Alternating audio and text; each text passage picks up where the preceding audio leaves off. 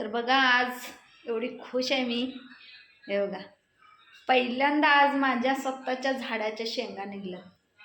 लय लहान रोप होतं, एवढं जपलेलं मी रोप. एक रोप लावून शेळीनं खाल्लं, परत आणि एक लावलं झाड.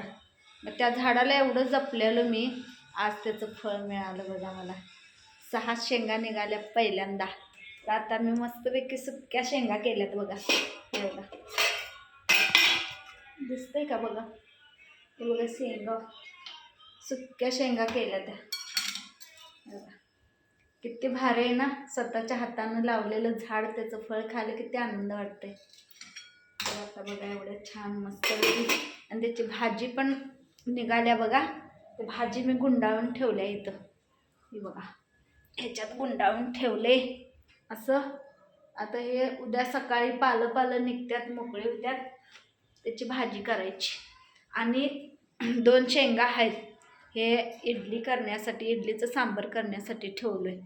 कसलं भारी वाटतात, ताज्या ताज्या शेंगा मस्तच भारी वाटते त्या. आणि खायला एवढं टेस्ट लागतात. असं घमघम वास यायला लागला शेवग्याच्या शेंगाचा. मला लय शेंगा आवडतात, म्हणून तर एक नेहमी माझ्या स्वतःच्या प्लॉटमध्ये पाठीमागं झाड लावले आणि त्याच्या आज शेंगा मला खायला मिळाल्या बघा. आता मी आणि थोडं बिया टाकल्यात कुंडीत, त्याची रोपं या लागल्यात. आता अजून 2 झाडं लावणार आहे. एवढ्या शेवग्याची 10 रुपयाला 2 शेंगा मिळायच्या नवीन नवीन आल्या तेव्हा. आता किती आनंद वाटते बघा, आपल्या स्वतःच्या झाडाच्या शेंगा काढून त्याची भाजी करायला. खरंच